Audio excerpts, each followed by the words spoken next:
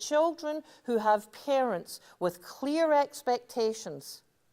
So that means that they have high control, but lots of flexibility, the backbone, and lots of warmth. Those children do better. So why is that? What is it about the quality of that relationship that builds a strong social and emotional brain? Well, I have to tell you that I'm a brain geek, so I'm going to tell you some stuff about the brain now. And what we're seeing is that the brain develops from, even before this little one here who's bouncing back there, that little 6 or 7 month old there, the brain starts developing in utero. So the brain cells are moving to different parts of the brain, and they are already picking up noises from the environment, and light from the environment, and stress from mom's environment. So the brain starts to develop very, very early and continues to grow and change and modify all the way through birth and all the way to 24, 25 years of age. Still, the teen brain under construction. The brain is continually developing, and way, way different than what we used to think. The environment has a huge influence on the brain. We used to think, for example, that IQ was mainly your genes, what your mom and dad passed on to you. Well, I've spoken to some neuroscientists who in certain studies have shown that the environment can contribute about 80% of IQ. Holy cow. So these are little babies who are born of parents who have mental retardation. They're put in high-quality programs, child care, high-quality early years centers, all the kinds of things that we're trying to build in Ontario. And those kids not only go on to have normal IQs, but I have met one young woman who was in this study who is doing her master's degree at this point in time. You know, when I was a medical student and someone told me that, we would have said science fiction. We would have said that's not possible. But what we now know is that your everyday drip, drip, drip of interaction with your kids is changing their brain.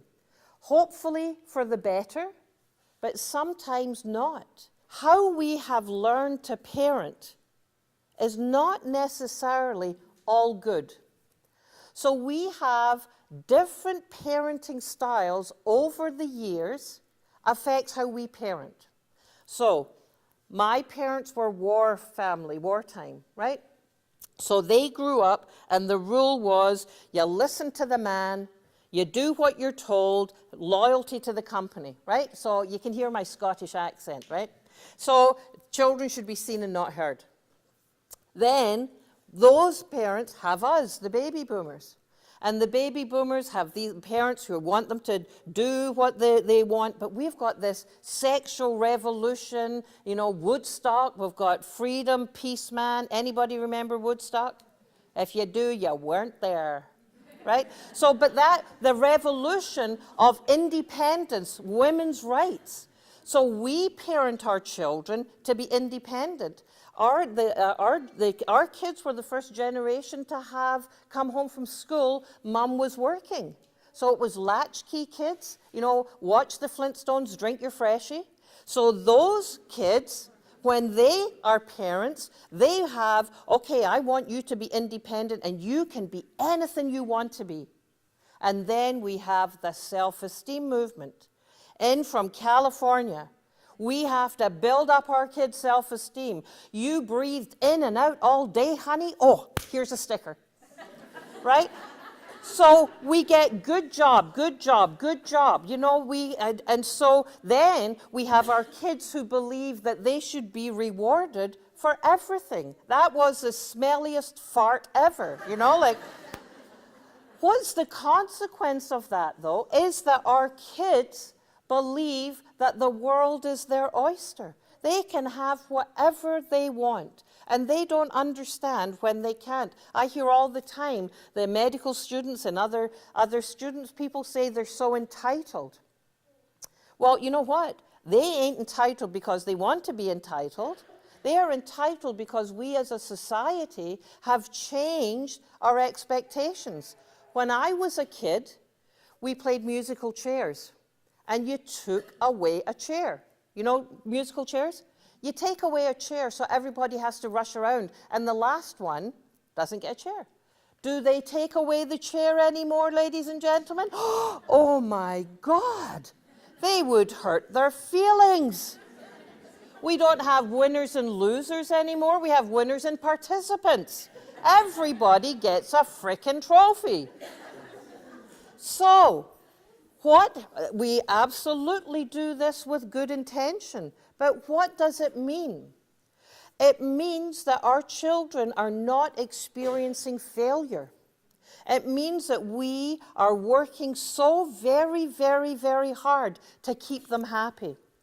And we are getting bitten in the butt because we now have kids who do not know that it's pretty normal to have unhappiness in your life. That everything doesn't always go the way that you want it to go. But that's not the kids' fault, and it's not our fault as parents, but it's something that we absolutely have to wise up to. In fact, the problem with the self-esteem movement is it got so much steam with very, very little evidence. When you look at the studies, you know, they say, have high self-esteem, you know, good job, give all those stickers, give that praise. You know, you're going to be an artist, you're just going to be the best in the world. It backfires. It backfires quite dreadfully in a number of different ways. So this is hard, huh? We have been raised to say, good job, good job, good job, good job, high five, give me this, give me that. We have to really, really rethink what we do in terms of encouraging our kids. Why? Because they start to do things looking for the praise and the external reward rather than the internal. This is the right thing to do.